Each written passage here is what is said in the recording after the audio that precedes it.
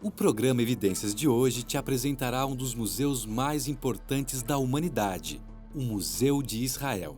Acompanhe nossa aventura cheia de história e aprendizado com Rodrigo Silva.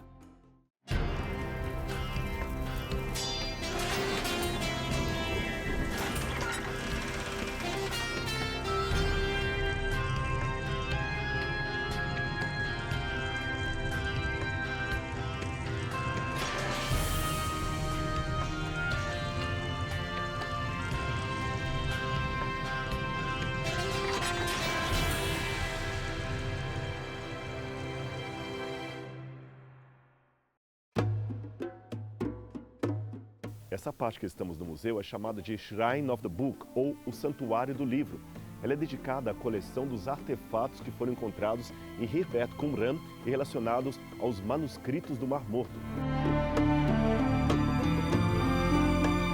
Vamos conhecer agora alguns objetos que foram encontrados ali na comunidade de Qumran, que possivelmente seria a comunidade dos essênios.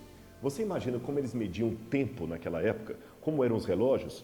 Eu tenho um aqui, um relógio de sol. Esta pedra aqui que você está vendo. Eles colocavam no meio dela um pedaço de madeira e o sol batia neste pedaço de madeira e projetava uma sombra nos vários graus que você vê aqui em volta.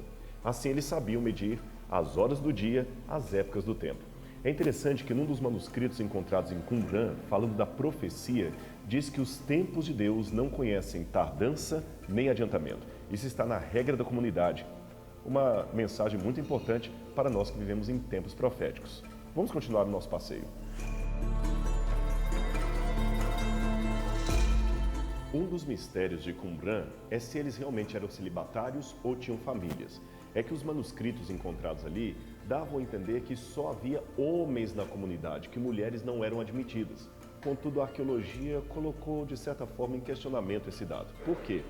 Encontraram ali, no assentamento de Qumran, vários utensílios de mulheres, inclusive joias, pentes e também cosméticos. Será que realmente havia mulheres no meio da comunidade? Um mistério para descobrirmos. Outro momento muito importante da comunidade era a hora da comunhão, a hora das refeições que sempre eram em conjunto.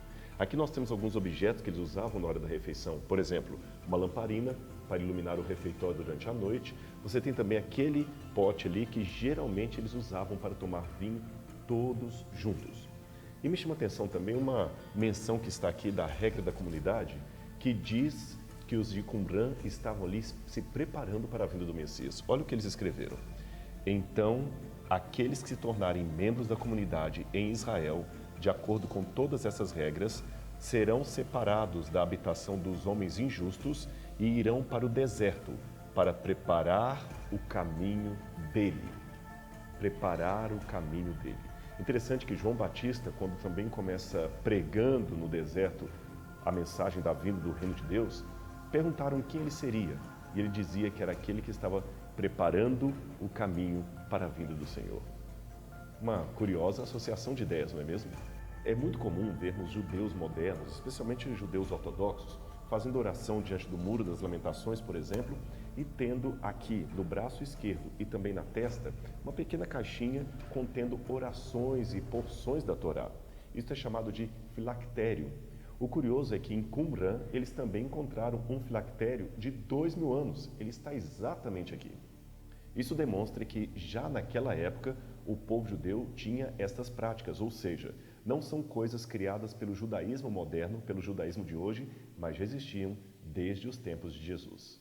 Os membros da comunidade Qumran não eram pessoas que ficavam ociosas o dia inteiro apenas lendo e fazendo orações, não. Eles também trabalhavam e trabalhavam duro. Ali os arqueólogos encontraram uma grande plantação de tâmaras e também indícios de que havia algum rebanho de animais na comunidade. Aqui estão várias tâmaras que foram encontradas no local e o carbono 14 aplicado a estas sementes ajudou a datar o assentamento e a data em que eles ficaram ali naquela região. Temos também algumas ferramentas originais que eles usavam para lavrar a terra e dela tirar o seu sustento todos os dias. Bem aqui estão dos vasos originais que continham manuscritos bíblicos e não bíblicos e que foram achados acidentalmente pelos beduínos ali nas grutas de Qumran. Acidentalmente ou providencialmente? Talvez a segunda hipótese, a segunda opção, seria melhor, porque aqui dentro estava um tesouro bíblico arqueológico tremendo.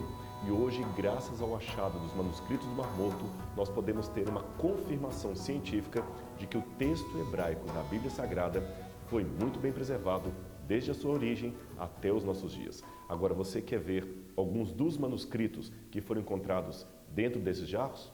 Vem comigo que eu vou mostrar para você.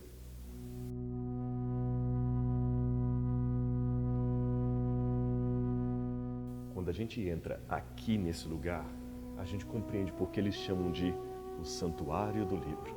Veja essa cúpula, veja esse teto. Eles o fizeram de propósito, imitando uma das tampas daqueles vasos que tinham os manuscritos bíblicos. E logo aqui no centro, de maneira bem destacada, está a cópia do rolo de Isaías, o mais completo que foi encontrado em Qumran. Por que eles não colocaram o original aqui? Por razões óbvias de segurança e preservação do manuscrito. Mas ele está aqui numa facsímile, no mesmo tamanho, na mesma cor, na mesma forma daquele rolo que foi encontrado.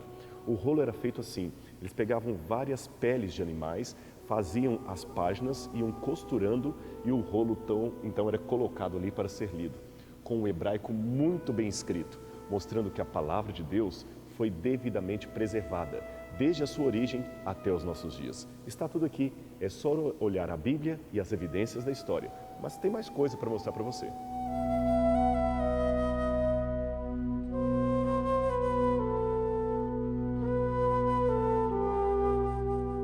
Logo aqui, nós temos o chamado livro ou o manuscrito do templo. Ele está bastante fragmentado, você está vendo? Aliás, muitos textos de Qumran foram encontrados desta forma, em fragmentos. Mas cada palavra, cada frase, cada sentença é importante para redescobrir o conteúdo daquele grande tesouro que nos revela como era o judaísmo dos tempos de Cristo. Sim, porque isso aqui foi escrito na época em que Jesus ainda não havia nem nascido. Quer ver outros manuscritos? Me acompanhe. Esse aqui é um dos meus prediletos. É o Salmo de Ação de Graças, ou o Salmo de Agradecimento de Todá. E ele diz assim: antes de cada refeição, devemos dar graças a Hashem, a Deus, por tudo que Ele nos dá. Flávio Josefo já havia feito menção desses manuscritos. Ele escreveu certa vez, no seu livro Antiguidades Judaicas, o que nós podemos ler aqui. Antes da refeição, o sacerdote dá graças. Então ele quebra o pão e pronuncia a sua graça. Como isto me leva a pensar em Jesus e a última ceia? A Bíblia diz que Jesus também pegou o pão, tendo dado graças, o partiu e deu aos seus discípulos. Colocar o Jesus da Bíblia dentro do contexto histórico ajuda a compreender muito a sua missão e quem ele de fato era entre os homens.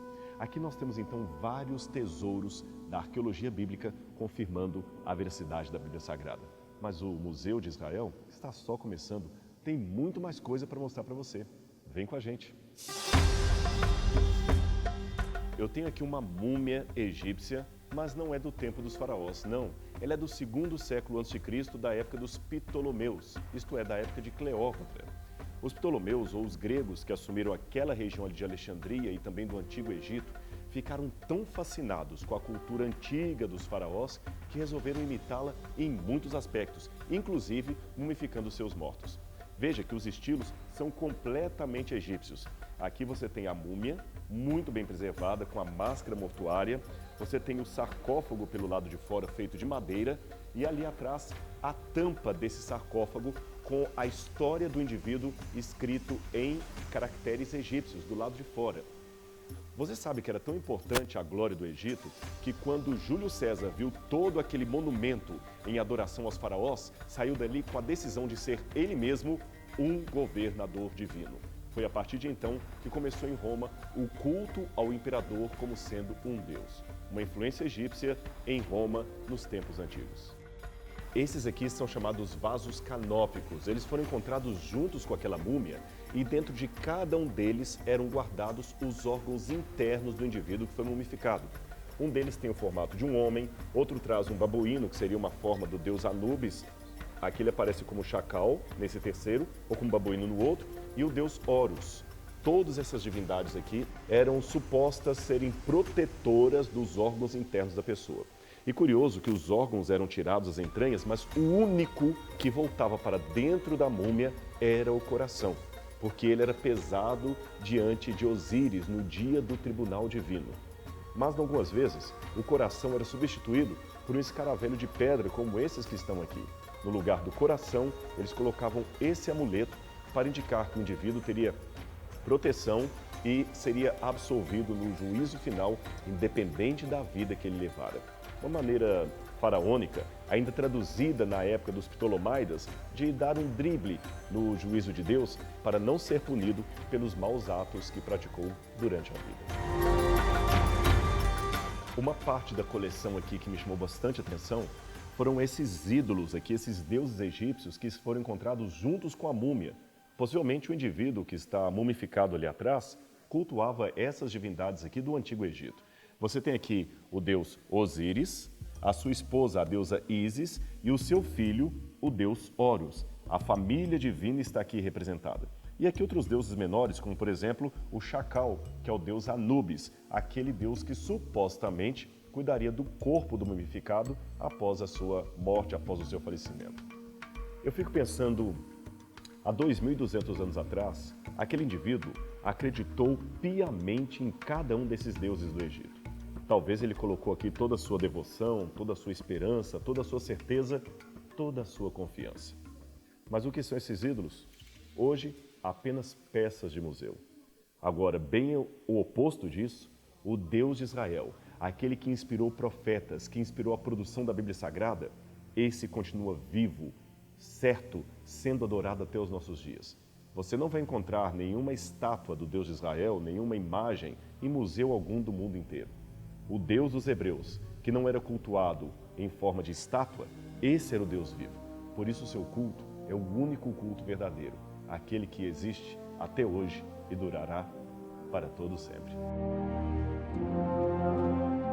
Esta coleção de sarcófagos que está atrás de mim aqui, um dia fez parte de uma coleção particular de um herói de guerra de Israel chamado Moshe Dayan. Mas não é da guerra que eu quero falar, e sim do aspecto arqueológico que esses sarcófagos nos revelam. São sarcófagos cananitas, mas o que nos chama a atenção é que toda a imagem deles é fenícia e lembra algo também dos egípcios, ou seja, Canaã, na época da conquista militar, também era um lugar, um corredor de várias culturas que se comunicavam ali. Uma cultura fenícia, uma cultura egípcia e outra cultura propriamente dita cananita. E em meio a esse mosaico cultural, chegaram os hebreus para se assentarem na Terra Prometida. Agora, uma curiosidade dos sujeitos que foram sepultados aqui é que esses sarcófagos colocavam a pessoa morta em pé. Qual a razão disto? Não sabemos. Talvez para facilitar a posição.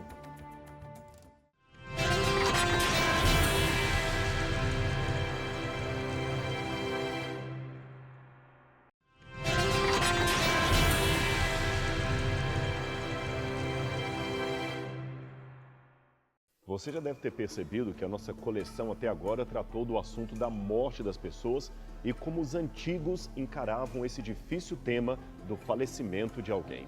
Aqui eu tenho um exemplar do período chamado Neolítico.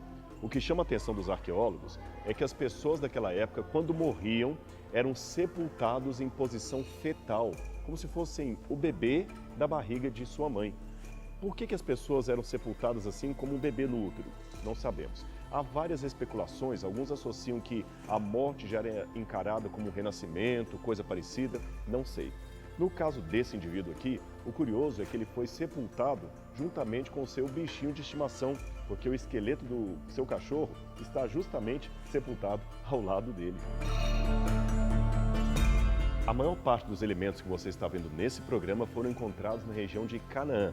E como estamos falando do tema da morte, eu quero complementar com mais outros achados muito curiosos. Essas caixas de argila que você vê logo atrás de mim aqui, elas são antigas caixas chamadas ossuários. Isso data de muitos e muitos séculos antes de Cristo. É curioso que, naquela época, as pessoas já tinham o costume de, ao sepultar os seus mortos, depois de algum tempo, levar os ossos daquela pessoa para sua cidade natal, para sua terra natal. Lembre-se, nesta época, a terra de Canaã era um tanto vazia.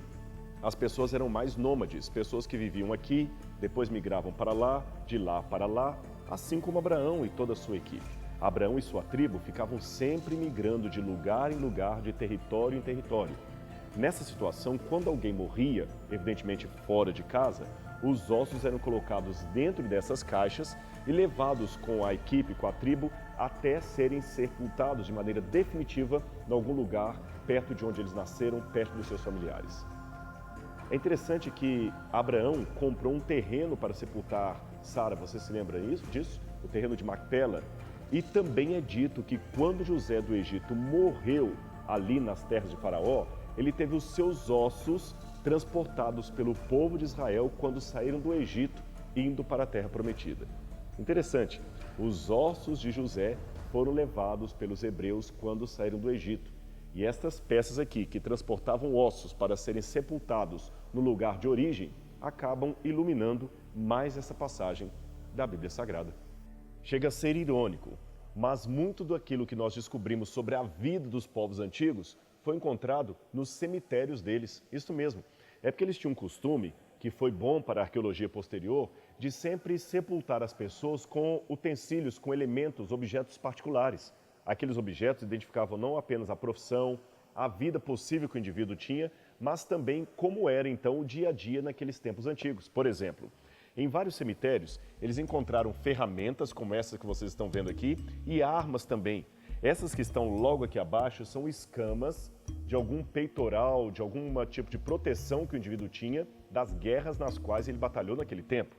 Aqui você tem algumas espadas, você tem também materiais de arado, ou seja, as pessoas também já lutavam, já tinham guerras, isto há milênios atrás.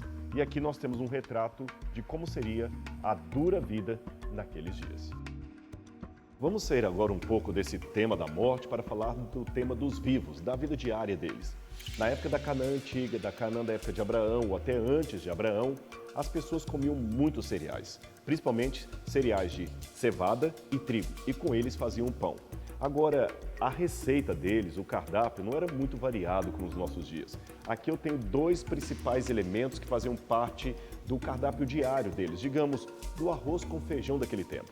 Você tem os cereais, que eu já falei, poderia ser cevada ou trigo, que eram guardados em recipientes como estes, bem grandes, e você tem esse outro aqui, que era feito para bater o leite. Isso mesmo, eles pegavam leite de cabra, colocavam aqui dentro e batiam bastante aquilo ali. Imagina, uma mulher aqui, outra do outro lado, sempre uma sacudindo aquilo.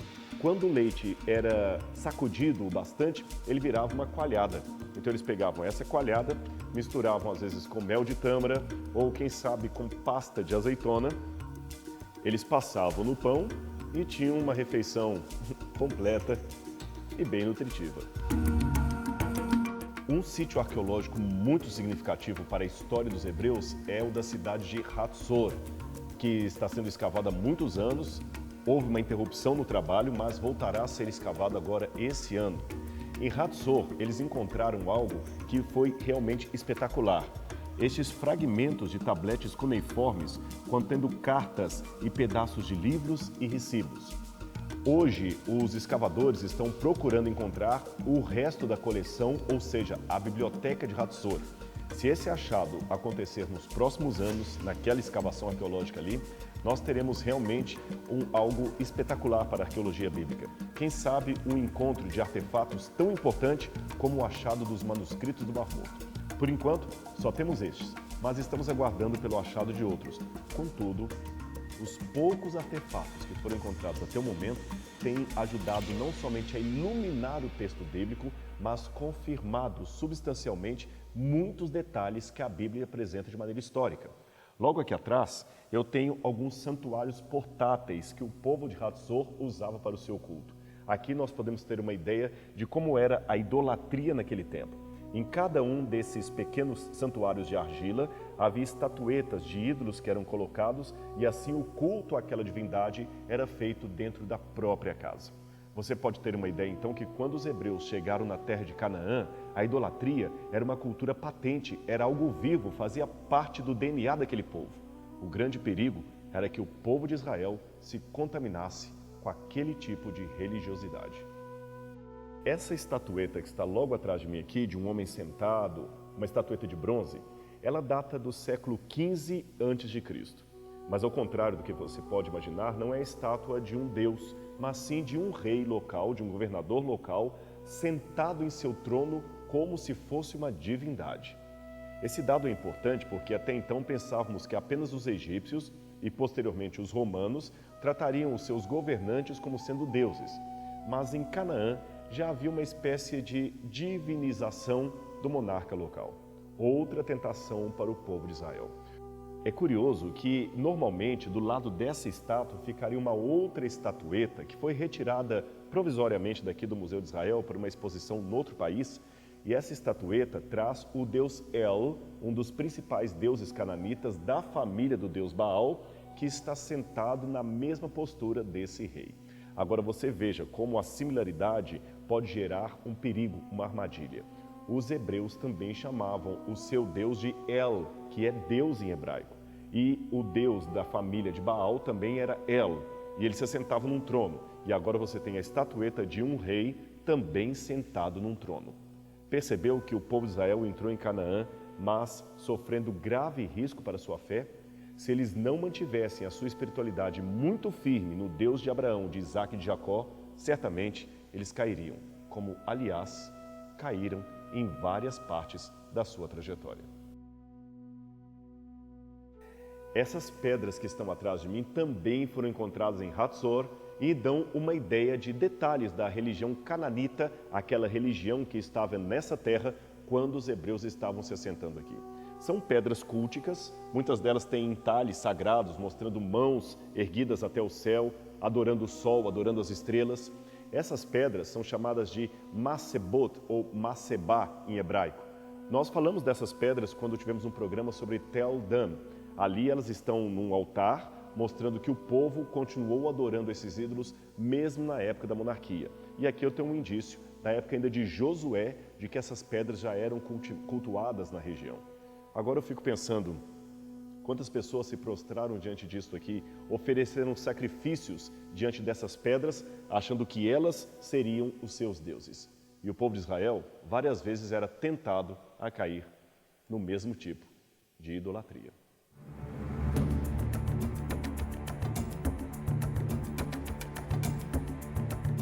Essa pedra de basalto aqui realmente é um achado muito importante, muito interessante, e nós já falamos dele para você.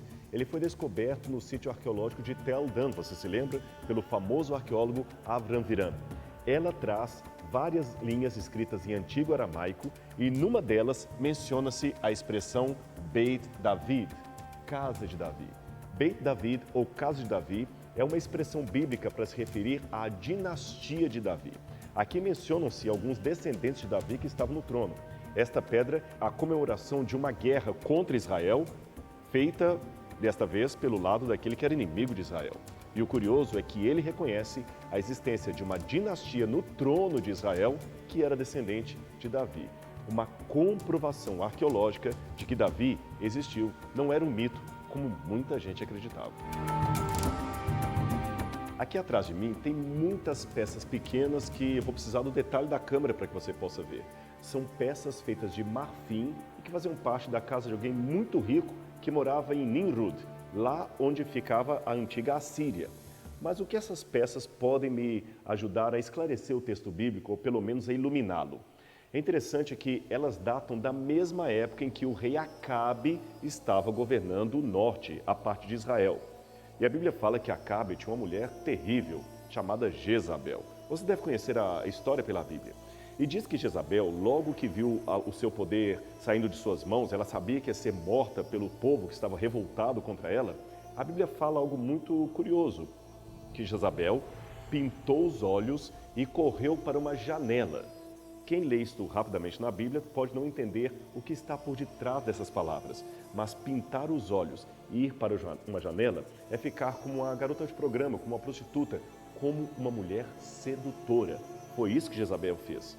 E o que tem essas peças de marfim a ver com esta história, com esse episódio da vida de Jezabel? É que uma delas em particular mostra justamente uma mulher com os olhos pintados e posicionando-se diante de uma janela. Mais um artefato arqueológico que me ajuda a entender melhor as páginas da Bíblia Sagrada. Aqui atrás eu tenho mais 2 artefatos que confirmam a historicidade de 2 outros personagens mencionados no Antigo Testamento na Bíblia Sagrada. Você tem aqui o rei Uzias e o rei Ezequias. A primeira pedra que está aqui em cima, na verdade, é uma inscrição de um epitáfio que, infelizmente, chegou às mãos dos arqueólogos fora de contexto, ou seja, nós não sabemos qual era o seu local original onde ela foi encontrada. Mas ela está escrita em antigo hebraico e ela traz aqui uma advertência. Para esse lugar, não sabemos qual, foram trazidos os ossos do rei Uzias, que ninguém abra esse recipiente. Mesmo que nós não saibamos que lugar seria este artefato confirma que o rei Uzias, mencionado na Bíblia, existiu.